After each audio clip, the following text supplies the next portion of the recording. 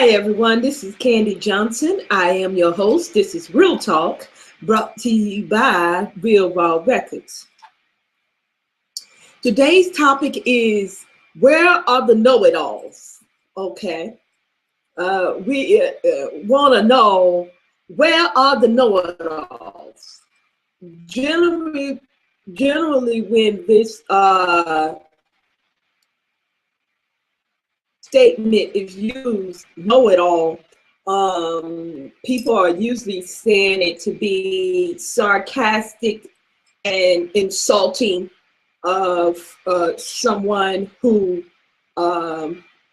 seem to have the answers to everything. I don't understand myself why or how and at what point in our society did knowing things become an insult. But that's the way it is, all right? Now, I don't think people give things much thought before they say them or before they incorporate certain sayings or wordings in their conversation. And what I mean by incorporate things into their conversation, for example, people have used the word know-it-all or using that as a derogatory term. Now, if they were using that term in a derogatory manner and they were referring to someone who isn't pretending like they know what they're talking about, and I have come across a lot of those type of people. Generally, they are very unknowledgeable people. But the problem I'm having with the term know-it-all being used towards a person that's knowledgeable is that, is it supposed to be a good thing to be dumb? I don't understand that. Is it supposed to be a bad thing to know things, to be wise?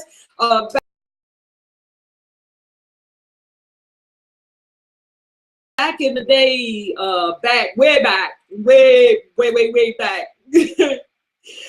during the day when we looked up to people who were wise, and we looked at them for guidance, and we looked to them to know it all.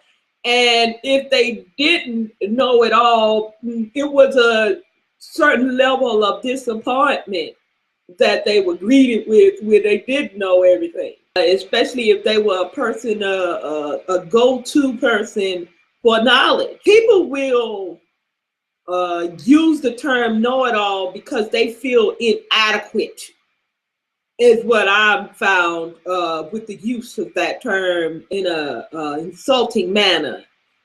And instead of them giving a person their props, as we say in the Black culture, or instead of giving that person their just due credit for having a variety of knowledge or wisdom or being intellectually competent, people will try to talk down upon another person. It's become a common thing to be a hater.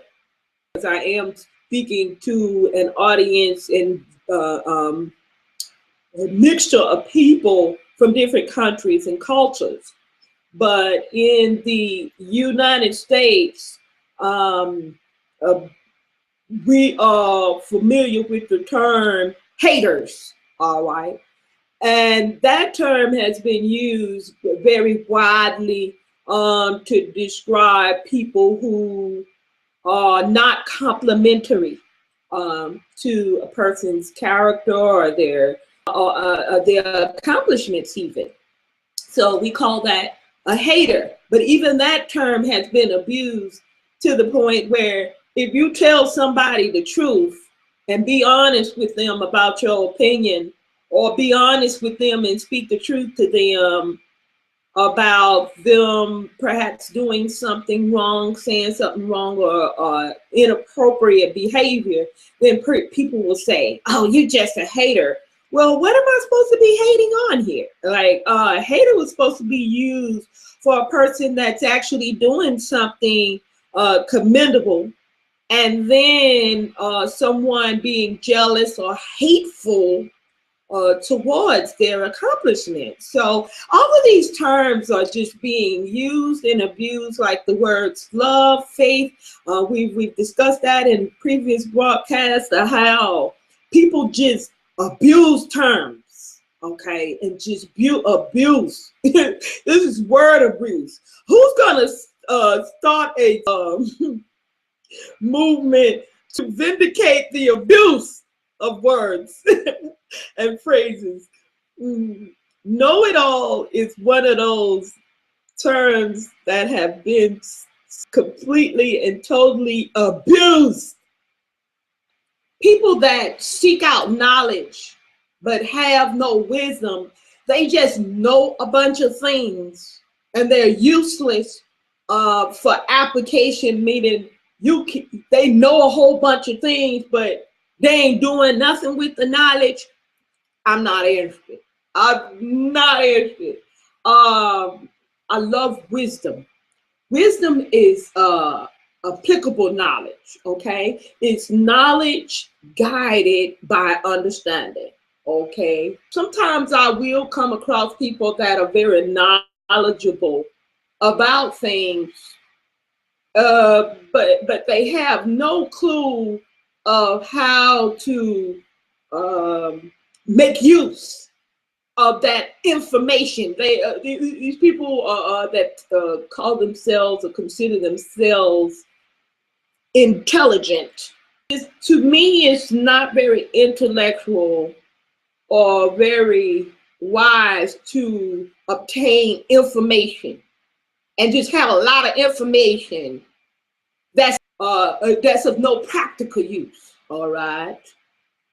So I'm looking for the know-it-alls.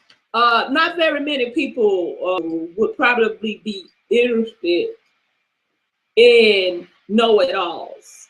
And that's because people have gotten a negative mindset about what a know-it-all is. But I'm gonna give you all something to jack your brain around a little bit today, all right? Something, just another little something to think about. Do y'all remember that game that, I don't know if they still have it on air, but it used to be a game on television. I think it was called, Do You Want to Be a Millionaire? All right. Well, on that show, I'll say, now I could be mistaken, but just get the point of the message I'm trying to get across to you. On that game, they had, you could have a lifeline, you can phone a friend, and you had these options of referring to someone else to help you with the answer so that you could either go to the next level or win. All right.